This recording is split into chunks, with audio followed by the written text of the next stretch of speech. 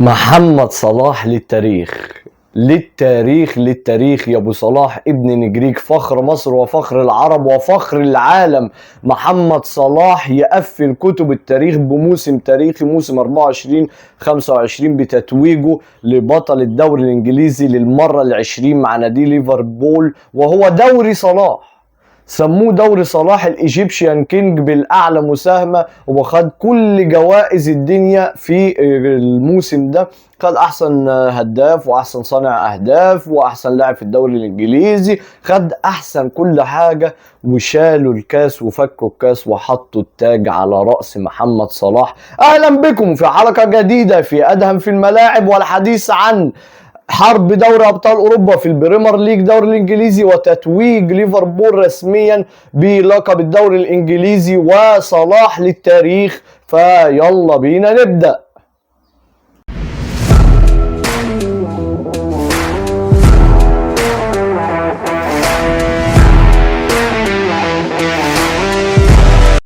طب مبدئيا خلينا نبدأ معاكم بليفربول ومحمد صلاح، لان محمد صلاح يا جماعة للتاريخ يا ابو صلاح.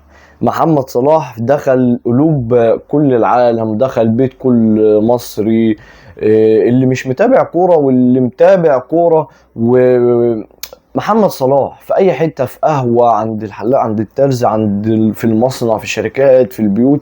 في ناس ملهاش في الكورة كتير، تيجي تقول لك يا الساعة كام هات لنا ماتش ليفربول. هو ما يعرفش مين في ليفربول اصلا. طب ليه ماتش ليفربول؟ عشان محمد صلاح بيلعب في ليفربول، نفسه يشوف محمد صلاح وهو بيجيب جون، متابع محمد صلاح.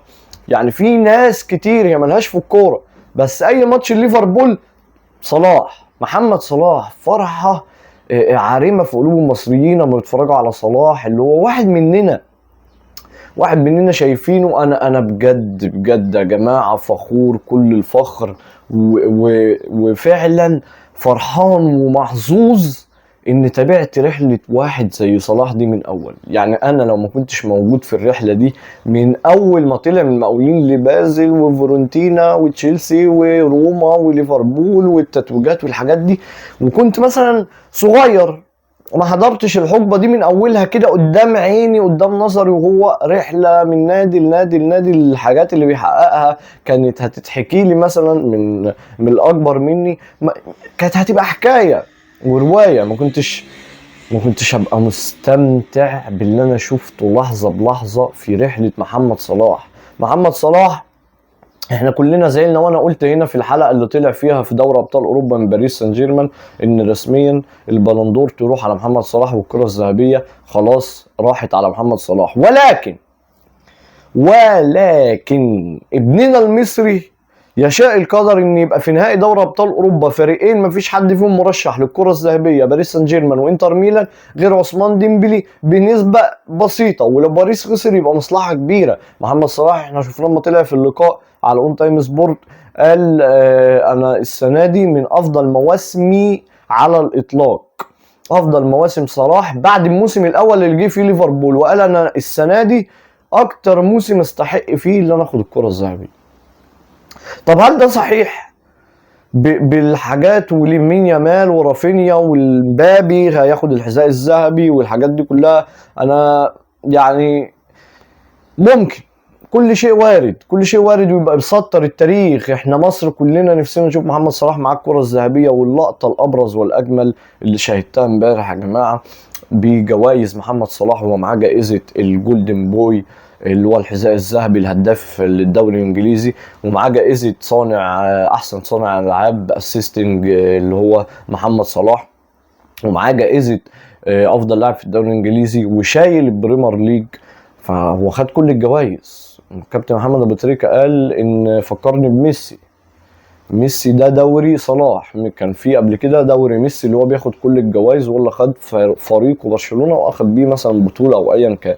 فمحمد صلاح عمل كده السنة دي، واللعيبة كلها راحت له وحطت له. يعني هو فعلا ده دوري صلاح، اللقب العشرين لليفربول هو دوري صلاح. محمد صلاح بقى في المسيرة اللي مشيها دي 8 سنين في الدوري الانجليزي في البريمير ليج، حقق كل الارقام. انا السنه دي الوم عليه ان هو قعد اخر 7 ماتشات ما سجلش، لو كان بيسجل في كل ماتش كان خد الحذاء الذهبي على مستوى الدوريات الاوروبيه وخلاص خلص الدنيا، وبنسبه كبيره كان هيروح ياخد البلندور.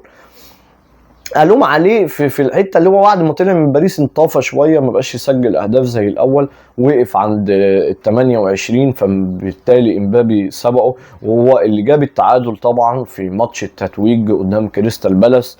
محمد صلاح مهما اتكلمت عايز له حلقه لوحدها بقى بعد ما ياخد البلندور كده ويحقق تاريخه دوري ابطال اوروبا وكل حاجه، ده عايز له حلقه لوحدها. فليفربول مش عايز اقول اسهل دوري اشوفه في البريمير ليج لفريق يتوج بلقب الدوري الانجليزي، بس يعتبر هو فعلا اسهل دوري. انت واخد الدوري الانجليزي يعني من زمان قوي يا معلم، من زمان قوي يا باشا. انت واخد الدوري الانجليزي من الجوله ال 34، انت رسميا بقيت بطل الدوري الانجليزي، انت عندك 82 نقطه فانت بتتكلم في ايه؟ محمد صلاح بجد الواحد فخور جدا بالتجربه دي يا جماعه. طيب الحرب الاهليه، الحرب اللي بص كله بقى يا معلم الساعة 6 والجون يجي هنا يقول لك ده متأهل لدوري الأبطال وده يخسر هنا، وإيميليانو مارتينيز وقصص وروايات وحصلت من المركز الثالث إلى المركز السابع. مانشستر سيتي وتشيلسي ونيوكاسل وأوستن فيلا ونوتنجهام فورست وبس يا معلم. حرب أهلية على مقاعد الدوري أبطال أوروبا، حرب أهلية فعلا. أرسنال ختم الموسم الجولة الأخيرة بفوز على ساوثهامبتون. مانشستر سيتي بالمرحوم إلكاي جوندوجان يسجل الهدف الأول أمام فولهام، وإيرلينج هالاند يسجل الهدف الثاني من ضربة جزاء، يضمن مكانه في المركز الثالث بتأهل خلاص رسمي لدوري ابطال اوروبا ب 71 نقطه خلف ارسنال. تشيلسي اللي هو الدنيا كانت في ايديه، هو التاهل كان في ايده، هو اللي انت اكسب هتتاهل، كسب فعلا تشيلسي. وموسم يعني انا مشجع حيادي كده انتوا عارفين اللي انا بايرن ميونخ، ولا ليا بقى في برشلونه ولا ريال مدريد ولا ليفربول ولا ارسنال ولا ايا كان، انا بايرن ميونخ، الماني في الكوره، الماني.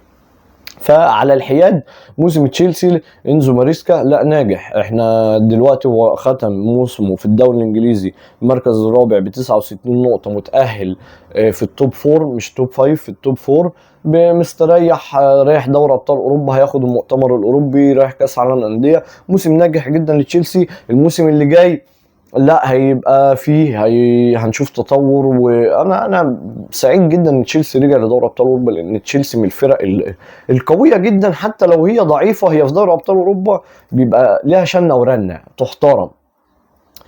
المركز الخامس نيوكاسل بفضل مان يونايتد 2-0 على اوستن فيلا، وطرد إيميليانو مارتينيز يساعد مانشستر يونايتد في الفوز ويرخم على اوستن فيلا وما يأهلوش للمقاعد الأوروبية، وكان في لقطات جدلية كتيرة جدا في الماتش ده. فبكده انت التوب 5 الخمسة اللي تأهلوا لدوري أبطال أوروبا ليفربول، أرسنال، مانشستر سيتي، تشيلسي، نيوكاسل، والسادس توتنهام المركز ال17. توتنهام المركز ال17 برصيد 38 نقطة، معاهم في دوري ابطال اوروبا بسبب فوزه في الدوري الاوروبي في نهائي دوري الاوروبي اليوروبا ليج على المان يونايتد. يبقى كده 6 من الدوري الانجليزي، كتير قوي يا جماعه في دوري ابطال اوروبا الموسم الجاي. معاهم كريستال بالاس الفائز بكاس الاتحاد الانجليزي هيبقى في الدوري الاوروبي اليوروبا ليج. فانت بتتكلم في موسم الحرب فيه والسباق فيه كان على المقاعد الأوروبية وليس التتويج والحسم والكلام ده كله. الموسم السنة دي في البريمير ليج هو على المقاعد الأوروبية، كانت حرب ما بين 8-7 فرق على المقاعد الأوروبية، ورسميا خلصت موسم الدوريات كلها بأكملها، موسم 2024-25. الدوري الانجليزي اتكلمنا عنه دلوقتي في الحلقه دي، وعن ليفربول وعن محمد صلاح وفرصه في البلندور، وهنعمل حلقه تانية عن محمد صلاح وفرصته في البلندور والجوائز اللي حققها وكل الكلام دوت.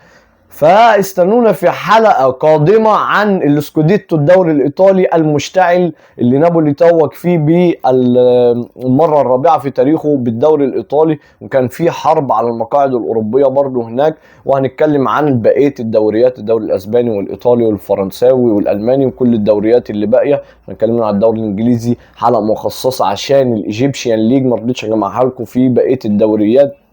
ان محمد صلاح الواحد بجد بيبقى فرحان، وكان فرحان جدا بالمشهد بتاعه وهو مع القابه كلها وجوائزه مع اولاده مكة وجماعة مراته والكلام ده كله. فانت بتشوف ان مشهد عظيم قد ايه بيأكد لك ان العقلية بتاعت محمد صلاح من ساعة ما راح، هو فعلا لما طلع قال انا عارف انا عايز ايه وهو نفسه في ايه.